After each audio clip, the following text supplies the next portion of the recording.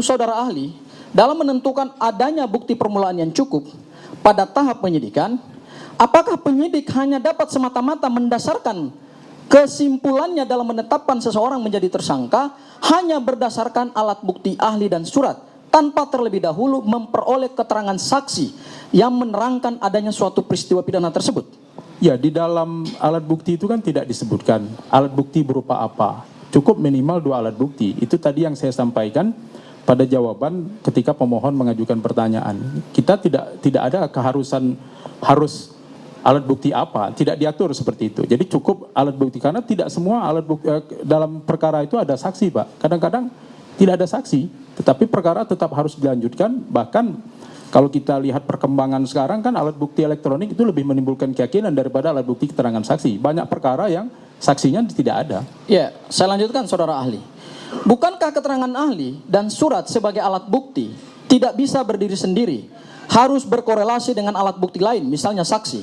Karena keterangan ahli hanya digunakan untuk memberikan penjelasan ilmiah terhadap faktor yang telah terjadi terlebih dahulu melalui alat bukti lain, khususnya keterangan saksi. Apabila tidak terdapat saksi yang menerangkan adanya suatu peristiwa pidana, apakah keterangan ahli secara hukum dapat dijadikan sebagai dasar tunggal untuk menyimpulkan bahwa peristiwa pidana tersebut telah terjadi? Mohon saudara ahli bisa jelaskan. Saya sudah berpendapat dan pendapat saya tidak harus ada saksi ya. Baik, saya lanjutkan saudara ahli. Saudara ahli, apabila tidak terdapat seorang pun saksi yang melihat, mendengar, atau mengalami sendiri adanya peristiwa pidana sebagaimana dimaksud dalam pasal 1 angka 27 KUHP lama, apakah keterangan ahli dan alat bukti surat secara hukum adalah alat bukti permulaan yang cukup untuk menyimpulkan telah terjadi tindak pidana dan dapat kemudian dijadikan sebagai dasar penetapan tersangka? Mohon saudara ahli jelaskan berdasarkan ketentuan KUHP yang baru. Kemudian tadi saudara katakan bahwa itu pendapat saudara. Apakah pendapat saudara itu berdasarkan pada doktrin hukum pidana pembuktian? Dan kalau saudara mendasarkannya pada doktrin hukum pembuktian, kira-kira saudara bisa jelaskan doktrin mana yang saudara gunakan untuk mendasarkan pendapat saudara? Ya, kalau terkait itu kan lagi-lagi saya kira 3 pertanyaan berturut-turut intinya adalah sama. Apakah alat bukti itu harus ada keterangan saksi atau tidak? Nah, kalau ditanya dasar hukum, jelas di dalam KUHP lama maupun KUHP baru, alat bukti itu tidak ada urut-urutan peristiwa, urut-urutan prioritas. Semua disebutkan alat bukti adalah A, B, C, D. Di KUHP baru pun juga seperti itu, hanya bahkan ditambah dengan ada barang bukti atau bukti elektronik di dalam KUHP baru. Nah, jadi batasan untuk pra-peradilan adalah minimal 2 alat bukti. Putusan MK tidak menegaskan alat bukti keterangan saksi ada atau tidak. Nah, kalau bicara doktrin, itu ada dalam buku teori pembuktian yang ditulis oleh Prof. Edi Hiret, dan itu mengutip pendapat dari para sarjana terkemuka di Amerika, bahwa hari ini sebetulnya circumstance evidence itu bahkan lebih penting. Itu juga pendapat Reza Indragiri Amril yang menyatakan bahwa alat bukti elektronik bahkan yang bersifat ilmiah itu lebih meyakinkan daripada keterangan saksi. Kenapa? Keterangan saksi orang bisa bohong walaupun dia di bawah sumpah. Banyak saksi bohong. Atau kalaupun kita berbaik sangka kepada saksi, saksi bisa lupa. Nah, maka di dalam dunia olahraga sekalipun hari ini sudah menggunakan alat atau teknologi. Itu kalau kita musim Piala Dunia hari ini kan berapa banyak keputusan wasit VAR yang membatalkan gol. Nah, itu kenapa? Karena manusia itu bisa keliru. Nah, walaupun kemudian kita juga tidak bisa mengandalkan sepenuhnya teknologi. Baik, saudara ahli, saya ingin bertanya lagi, apabila dalam suatu perkara penyidik memeriksa sejumlah besar saksi, misalnya hingga 148 orang, yang pada dasarnya dimintai keterangan mengenai dugaan tindak pidana pencemaran nama baik dan atau fitnah.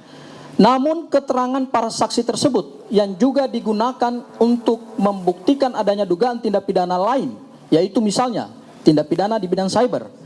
Padahal mereka tidak pernah mengalami, melihat, mendengar, atau mengetahui seseorang secara langsung melakukan perbuatan mencuri data elektronik, meretas data elektronik secara melawan hukum, merusak hingga data elektronik tersebut tidak bisa lagi digunakan sebagaimana dimaksud dalam pasal 30 Undang-Undang ITE. Apakah keterangan saksi-saksi tersebut masih memenuhi syarat sebagai alat bukti keterangan saksi Dan apakah keterangan ahli itu hanya bisa digunakan sebagai satu-satunya alat bukti, sementara saksi-saksi saja mengetahui tidak pernah dimintai keterangan dan mengetahui peristiwa tersebut? Ya, jadi kita gini Pak, ini kan pra-peradilan. Pra-peradilan itu hanya tentang bukti. Apakah persangkaan, penetapan tersangka itu didasarkan minimal 2 alat bukti. Nah, bahwa pasal mana yang lebih tepat untuk digunakan, itu kan tadi sudah saya sampaikan. Itu ujiannya nanti, sarana mengujinya masing-masing Pak, ada pada saat pokok perkara. Nah, kita kan makanya jaksa itu diberikan kewenangan untuk membuat dakwaan itu yang bersifat primer, kemudian dakwaan tunggal, dakwaan alternatif, ada dakwaan subsidiaritas. Jadi kalau ternyata dakwaan pertama misalnya dalam kasus korupsi misalnya yang mulia, pasal 2 misalnya tidak terbukti menurut pertimbangan hakim, tapi kan lanjut kemudian proses pembuktian di pasal 3. Kalau pasal 3 kemudian tidak terbukti, mungkin pasal lain. Kalau semua sudah yang didakwakan secara alternatif tidak terbukti, baru kemudian hakim akan sampai pada putusan menyatakan terdakwa tidak bersalah, tidak terbukti bersalah. Nah, kalau sekarang saya kira belum sampai saatnya kita untuk memeriksa apakah pasal ini tepat atau pasal ini tidak tepat. Karena sarananya masing-masing. Jadi saya kira bukan berarti kemudian menyatakan kita sudah pasti salah, sudah pasti benar. Tetapi kan sarana penyelesaian dari setiap persoalan hukum itu ya pasti ada. Dan menyelesaikannya dengan salurannya masing-masing. Ya, baik saudara ahli. Mohon penjelasan dari saudara ahli, apabila dalam persidangan pra-peradilan pihak termohon dalam hal ini penyidik, ya, kemudian tidak mampu menghadirkan seorang pun saksi, padahal sebelumnya termohon dalam jawabannya menyatakan telah memeriksa sekitar 148 orang saksi, yang menurut termohon dianggap ada kaitannya dengan dugaan tindak pidana pasal 32 Undang-Undang ITE. Apakah keadaan tersebut dapat dipandang sebagai indikasi bahwa sesungguhnya termohon atau penyidik tidak memiliki saksi sebagai alat bukti permulaan yang cukup yang memenuhi kualifikasi, yaitu melihat, mendengar sendiri, atau mengalami sendiri adanya peristiwa pidana yang memenuhi unsur-unsur pasal 32 Undang-Undang ITE? Mohon saudara ahli bisa jelaskan. Maksudnya di sidang pra-peradilan gitu ya? Iya. Ya, di sidang pra-peradilan itu kan cukup menyatakan bahwa termohon sudah memiliki alat bukti berupa keterangan saksi. Nah, bagaimana membuktikan adanya keterangan saksi? Ya tentu dari BAP, kan ada BAP. Ya kalau misalnya saksi satu-satu dihadirkan, ya tidak cukup waktu 7 hari Pak. Kan cukup menyatakan hakim pra-peradilan hanya mengkonfirmasi apakah dalam penetapan tersangka itu sudah ada alat bukti saksi. Ya, enggak semua juga seperti misalnya contoh barang bukti mobil misalnya. Masa mobil harus dihadirkan ke persidangan? Cukup misalnya fotonya, dokumennya. Jadi enggak semua juga kata harus pahami, wah mobil, barang bukti mobil harus dibawa. Bagaimana dengan kasus pembunuhan? Mayatnya harus dibawa ke pengadilan, kan juga nggak begitu Pak. Cukup, makanya ini kan berdasarkan bagaimana caranya menimbulkan keyakinan bagi hakim. Ya, pertanyaan terakhir dari saya saudara ahli. Saudara ahli, apabila dalam penyidikan dan kemudian ada keterangan-keterangan saksi yang kemudian dihadirkan dalam persidangan ini, yang sudah memberikan keterangan juga pada tahap penyidikan dan sudah ada BAP-nya, namun saksi-saksi tersebut tidak pernah melihat, mendengar, atau mengalami secara langsung adanya peristiwa pidana yang dijadikan sebagai dasar penetapan tersangka, misalnya dalam hal ini adalah pasal 32 Undang-Undang ITE, ya, seperti adanya tindakan mengambil, memindahkan, merusak, menghilangkan, mentransmisikan, atau kemudian membuat tidak dapat lagi diakses suatu informasi elektronik, ya. Lalu atas dasar apa saudara ahli tadi menyampaikan bahwa keterangan saksi tersebut kemudian hanya ada di dalam BAP tanpa saksi yang dihadirkan di sini pun menyatakan bahwa mereka tidak pernah melihat peristiwa pidana tersebut? Apakah itu adalah penyeludupan yang dilakukan oleh penyidik? Ya, itu menjadi objek pokok perkara Pak. Nanti kan makanya di dalam pokok perkara diperiksa. Saksi yang dihadirkan oleh penuntut umum itu ditanya oleh penuntut umum dan diberikan kesempatan oleh hakim untuk ditanyakan juga oleh terdakwa atau penasihat hukumnya. Itu maka kemudian saling mengkonfirmasi pada saat pokok perkara untuk menilai apakah keterangan saksi itu kuat atau tidak, apakah benar atau tidak. Masalah benar atau tidak benarnya keterangan saksi ya di pokok perkara. Kalau sekarang kan tugas kita apakah ada saksi atau tidak. Nah, kalau tidak ada saksi apakah ada ahli atau tidak. Kalau tidak ada ahli apakah ada surat atau tidak. Nah, kalau semua sudah ada ya sudah, artinya proses penetapan tersangka itu sah karena kita hanya berhenti pada proses penetapan tersangka, tidak menyatakan orang bersalah atau tidak bersalah di sini, Pak. Masih jauh lagi.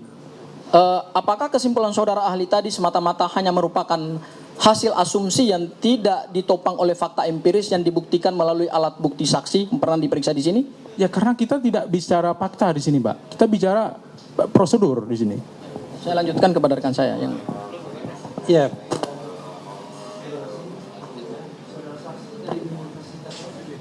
Saya ahli, Pak, bukan saksi. Universitas Riau. Jadi saya ingin membacakan satu pasal dalam Undang-Undang ITE, yaitu pasal 32 ayat 1 yang bunyinya setiap orang dengan sengaja dan tanpa amal hukum dengan cara apapun mengubah, menambah, mengurangi, melakukan transmisi, merusak, menghilangkan, memindahkan, menyembunyikan suatu informasi elektronik dan atau dokumen elektronik milik orang lain atau negara. Saudara ahli memahami pasal ini Iya. dan sudah membaca. Iya. Saya tanyakan misalnya dikaitkan dengan dua bukti permulaan. Kira-kira apa yang diperlukan? Apakah itu saksi, apakah itu surat, apakah itu ahli untuk dapat digunakan pasal ini? Dan juga bicara benar dan salah, tapi paling tidak syaratkan pasal ini semua untuk Ya, kalau ditanya alat bukti perbuatan apapun, Pak, terlepas pasal 32, pasal berapapun, pasal 2 atau pasal 3 Undang-Undang Tindak Pidana Korupsi, yang dipersyaratkan oleh hukum acara adalah dua alat bukti. Nah, alat buktinya bagaimana? Saya kira tadi panjang lebar sudah saya jelaskan. Jadi tidak diatur apakah alat bukti apa, harus ada saksi atau tidak. Ya seperti misalnya contoh delik kesusilaan, ya jarang sekali ada alat bukti keterangan saksi. Tapi kalau misalnya ada alat bukti lain sudah menimbulkan keyakinan, ya itulah alat bukti. Jadi tidak ada keharusan harus alat bukti ini, alat bukti ini. pasal ini adalah pasal yang mengancam 8 tahun dan menerima dengan risiko tahan dan lain sebagainya. Pertanyaannya adalah kalau kemudian kita mengatakan ada saksi dan ada ahli, apakah kemudian apakah saksi yang ahli tersebut ada kualitas tertentu yang bisa kemudian bukan menilai, yang bisa membuat pasal ini dipergunakan dalam berdasarkan. Karena terkesan saksi dan ahli mengatakan kayaknya itu ada dua alat bukti yang masuk. Apakah kualitas Ya memang kalau ditanya seperti itu kan gini, Pak, ya. Kita ini kan orang yang menjadi tersangka, bahkan menjadi terdakwa, itu kan belum tentu salah. Presumption of innocent. Salah atau benarnya orang nanti kan berdasarkan putusan yang sudah memiliki kekuatan hukum tetap. Nah, jadi kita belum bicara salah atau benar. Nah, persepsi penyidik lalu nanti dilanjutkan dengan persepsi penuntut umum, ya tugas mereka membuktikan. Lalu tugas penasihat hukum atau terdakwa ya untuk membuktikan sebaliknya bahwa kita tidak bersalah. Nah, ini maka di dalam pokok perkara lah nanti terjadi dalam tanda kutip pertempuran tentang proses pembuktian yang akan dipertimbangkan oleh majelis hakim. Nah, jadi bagaimana kualitas bukti itu nanti akan dinilai karena nanti majelis hakim itu di dalam KUHAP baik yang baru maupun lama akan menilai tentang kesesuaian antara alat bukti yang satu dengan alat bukti yang lain untuk sampai pada keyakinan hakim bahwa telah terjadi suatu tindak pidana. Jadi kita baik sangka aja, Pak. Bapak tetap berkeyakinan klien Bapak tidak bersalah, silakan penyidik berkeyakinan bahwa klien Bapak bersalah. Nah, nanti pembuktiannya di proses persidangan di pokok perkara. ya, terkesan mudah sekali bagi ahli untuk menggunakan akses dari saksi seperti saya. Padahal yang namanya pelaporan, kemudian ditetapkan sebagai tersangka, ahlinya itu Bapak, saya izinkan satu pertanyaan ini terakhir. Saya dengarkan itu sudah mengulang 2 kali. Setelah ini berlanjut ke pertanyaan lain ya. Jadi yang ingin saya katakan adalah bahwa pra peradilan ini dibutuhkan untuk menguji apakah dua alat bukti itu memiliki kualitas untuk digunakan. Nah, menurut ahli, apakah kemudian kami salah atau keliru kalau kami kemudian mensomit atau menantang termohon untuk menunjukkan kepada kami bukti apa dari dua alat bukti tersebut. Karena kami sampai sekarang tidak menemukan itu. Bahkan ahli yang dihadirkan bukan ahli yang menerangkan peristiwa itu dari sudut keahlian. Itu yang dulu kami katakan. Ya, kalau hak, ya ada 5 hak warga negara, Pak Repli ya.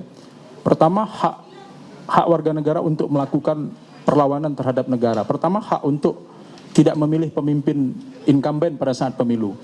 Yang kedua, hak untuk merubah undang-undang melalui judicial review ke Mahkamah Konstitusi. Yang ketiga, hak untuk mengajukan upaya hukum banding atau kasasi atau peninjauan kembali terhadap putusan pengadilan. Kemudian hak mengajukan gugatan ke Pengadilan Tata Usaha Negara atas perbuatan atau pejabat tata usaha negara. Yang kelima adalah hak untuk mengajukan perlawanan terhadap tindakan penyidik atau penuntut umum melalui para peradilan. Nah, kalau bicara hak ya, silakan, dan ini diberikan, makanya sidang pra peradilan ini dibuka untuk mendengarkan seluas-luasnya dalil-dalil yang dikemukakan oleh pemohon. Dan sebabnya kan termohon juga diberikan ke hak seluas-luasnya untuk mempertahankan dalilnya. Nah, inilah nanti yang akan dinilai oleh hakim pra peradilan. Nah, tentu kan tui risten terimeningen pendapat, maka muara dari perdebatan kita sesama sarjana hukum ini adalah Rex judicata veritate pro habetur. Nah, bahwa Bapak mempersoalkan ahli, ya itu saya kira itu menjadi urusan teknis termohon ya, ahli apa yang dihadirkan tentu untuk membangun, mendukung argumentasi atau dalil yang mereka bangun. Sudah. Silakan, kalau masih ada pertanyaan, masih ada waktu. 10 menit lagi. Saudara ahli, apakah saudara diperiksa sebagai ahli dalam perkara ini? Dalam perkara pokok maksudnya? Ya, tidak, saya tidak. Tidak, oke. Apakah saudara ahli lihat pendapat-pendapat ahli atau keterangan-keterangan saksi misalnya ditunjukkan oleh termohon kepada saudara sehingga saudara menilai bahwa oh ini sudah ada keterangan ahlinya, oh ini sudah ada alat bukti suratnya, oh ini sudah ada keterangan dari saksinya. Saudara sudah pernah melihat itu semua? Kalau melihat BAP saya tidak, tapi melihat jawaban termohon di dalam sudah, dan termasuk juga saya kira ini perkara ini kan transparan. Semua Ya, saksi yang dipanggil kan sudah kita bukan ketahui bicara melalui soal media. transparan lewat media. Soal media itu adalah soal lain. Tetapi yang kita buktikan di sini adalah soal kebenaran dari alat bukti yang digunakan untuk menetapkan seseorang sebagai tersangka. Saudara ahli, apakah dalam menetapkan orang sebagai tersangka dengan pasal-pasal berat, ya pasal-pasal berat, yang ancaman pidana 8 tahun, ancamannya 12 tahun penjara, misalnya juga pasal pembunuhan yang ancamannya bisa sampai 20 tahun atau juga sampai ancaman pidana mati misalnya. Apakah dalam menerapkan alat bukti ya hanya berlandaskan pada jumlah alat bukti saja, oh bahwa ini alat buktinya ini ada, alat buktinya ini ada, soal terbukti atau tidak terbukti nanti kemudian dalilnya selalu adalah nanti diuji saja dalam perkara pokok. Apa dengan sistem atau lembaga pra peradilan di dalam KUHP kita justru dalam menguji penetapan tersangka ya berbeda misalnya menguji penangkapan penahanan itu lebih kepada sah tidaknya berwenang atau tidak sesuai dengan hukum acara atau tidak, tetapi dalam konteks penetapan tersangka berdasarkan putusan Mahkamah Konstitusi nomor 21 garing PUU angka Romawi 7 tahun 2014 justru mengkoreksi kewenangan atau menambahkan kewenangan dari pasal 77 KUHP yang lama. Salah satunya adalah memasukkan pemeriksaan penetapan tersangka yang sah tidaknya itu bukan hanya secara aspek formil, oh ini ada alat bukti saksi atau tidak, oh ini ada ahli atau tidak, oh ini ada bukti elektronik atau tidak, oh ini alat bukti surat atau tidak. Justru yang dilakukan oleh Mahkamah Konstitusi adalah menguji minimal 2 alat bukti yang sah itu adalah pada kualitas alat bukti. Bagaimana pendapat saudara ahli? Saya kira saya sudah jawab dari tadi yang boleh, dan tidak perlu saya tanggapi karena untuk memaksakan sependapat kan tidak mungkin. Begini ya, sebelum ada pertanyaan. Saya izinkan saudara menyampaikan pernyataan sebelum mengajukan pertanyaan. Tapi jangan juga panjang seperti itu. Pertanyaannya nanti sebetulnya sudah ada sebelumnya. Iya, baik. Saya barangkali yang mulia hanya ingin memberi ini aja kepada saudara ahli. Tunggu dulu. Jadi ini kan waktu saudara juga jadi berkurang gitu ya. Silakan saudara masih punya waktu, langsung saja pertanyaannya ya. tidak perlu Cukup, nanti dilanjutkan yang mulia. panjang begitu. Ya, saudara ahli, apakah sebagai ahli ya, Anda melihat atau mengetahui, menurut pengetahuan saudara, bahwa untuk pengenaan pasal 32 ayat 1 itu 2 minimal alat bukti itu terpenuhi? Sepengetahuan saudara. Ya kalau sepengetahuan saya Pak ya, ini jangan marah saya jawab beda ya. Jawaban saya seperti itu, saya sudah baca masalah jawaban termohon, kemudian ya saya juga mengikuti kasus ini kan. Ya kalau tanya pendapat saya terpenuhi. Tidak menjadi ukuran untuk objek pra peradilan, bukan saya juga tidak diperiksa sebagai ahli dalam perkara pokok. Ya. Ya. Kalau Anda mengatakan terpenuhi, bisa diceritakan ahli atau macam seperti apa yang bisa dikategorikan memenuhi 2 unsur tersebut? Saya kira saya tidak kompeten untuk menjawab itu, bukan kapasitas saya untuk menjawab itu. Dan ini di luar objek pra peradilan. Tadi ahli mengatakan katanya sudah terpenuhi 2 alat bukti. Ya sebetulnya dari tadi pun saya berhak untuk tidak menjawab Pak Repli, tapi karena saya menghormati Bapak, ya saya jawab yang tadi. Kalau sudah terlalu teknis, Ini ya, Pak, ya. saya tidak bisa jawab. Ya. Saya sudah sering ingatkan, kita tidak perlu mencari jawaban yang kita inginkan, gitu ya. Kalau berbeda pendapat dengan ahli, tidak apa-apa. Ya, silakan nanti tanggapi dalam kesimpulan apa, silakan panjang lebar di sana ya. Silakan, masih ada 5 menit lagi. Pertanyaan yang lain? Oke. Terakhir dari satu pertanyaan yang mulia. Saudara ahli, tadi saudara termohon menyampaikan beberapa berita acara pemeriksaan dalam daftar alat bukti. Apakah berita-berita acara pemeriksaan yang tadi disampaikan juga kepada kami dan kami membaca, salah satunya adalah BAP Pak Joko Widodo, apakah kemudian itu adalah alat bukti dalam sidang pra peradilan yang objeknya justru mengenai penetapan tersangka yang terkait dengan bukti permulaan, bukan terkait dengan BAP tadi? Silakan saudara. Ya dari tadi saya jawab BAP itu adalah wujud yang dihadirkan oleh termohon, bahwa termohon memiliki alat bukti berupa keterangan saksi. Bagaimana membuktikan bahwa termohon sudah memeriksa saksi? Ya melalui BAP. Ya kalau misalnya harus dihadirkan saksinya misalnya Pak Jokowi harus dihadirkan sekarang. Ya ini 7 hari cuman Pak waktunya. Kalau berapa saksinya itu ada berapa puluhan orang, kalau dihadirkan tentu tidak cukup pra peradilan. Maka pra peradilan ini terbatas hanya memeriksa formalnya saja, tidak pada material. Iya, ada tambahan sedikit yang mulia. Menurut ahli, dokumen apakah yang harus dijadikan objek perkara untuk mengenakan pasal 32 ayat 1? Tadi kan sudah saya bacakan ya. Apakah dokumen garis miring informasi elektronik atau dokumen fisik atau analog, garis miring analog? Ya karena itu objeknya elektronik ya, informasi atau dokumen elektronik, ya tentu dokumen atau informasi elektronik. Seandainya dalam kasus kemudian justru yang dipermasalahkan adalah dokumen analog atau dokumen fisik, maka apakah kemudian dokumen elektronik atau informasi elektronik itu tetap relevan? Ya, yang menjadi objek di dalam tindak pidana ITE adalah dokumen atau informasi elektronik. Oke. Kemudian yang berikutnya adalah apakah dokumen elektronik atau informasi elektronik tersebut harus milik pelapor, bukan milik orang lain? Oh itu tidak harus ada ketentuan seperti itu ya. Masalah milik tidak ada ketentuan seperti itu. Pertanyaannya adalah kalau itu bukan milik pelapor, dokumen elektronik tersebut, apakah kemudian orang lain bisa mengadukan adanya dugaan tindak pidana? Nah ini kan bukan delik aduan Pak. Kalau pasal 32 beda dengan pasal 310 atau pasal 311 KUHP. Jadi siapa saja berhak untuk melapor. Apakah kemudian ketika ada laporan delik aduan 310, 311 dalam konteks yang lama lalu dimasukkan undang-undang ITE, apakah itu bisa dikatakan sebagai sebuah penyelundupan hukum sebagaimana dikatakan oleh ahli kami sebelumnya? Ya kalau istilah penyelundupan hukum itu kan tidak kita kenal dalam istilah hukum Pak.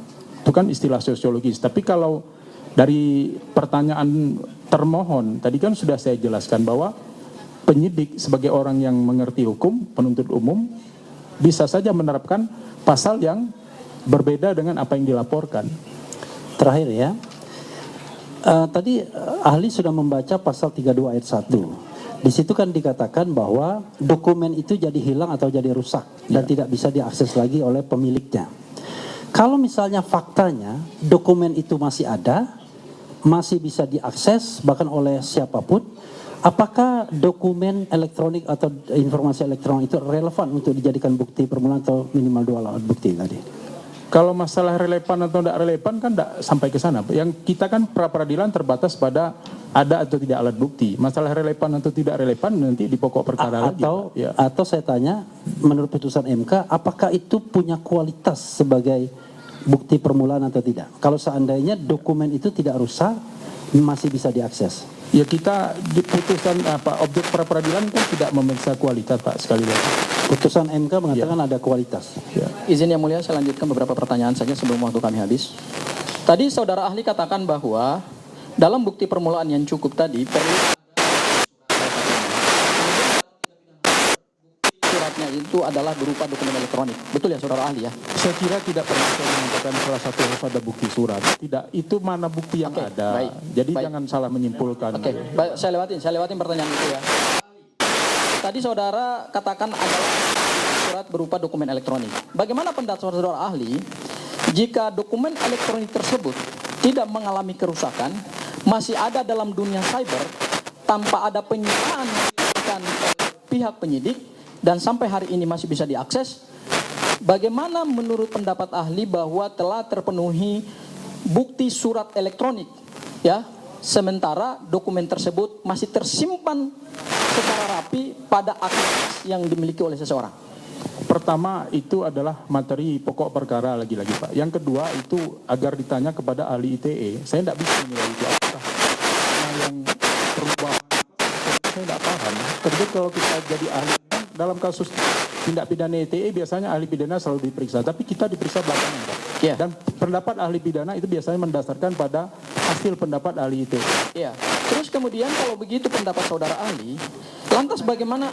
Ya, terakhir ya. Lantas bagaimana saudara berpendapat terkait dengan dokumen elektronik? Apa sih yang dimaksud dengan dokumen elektronik dalam pasal 32 Undang-Undang ITE?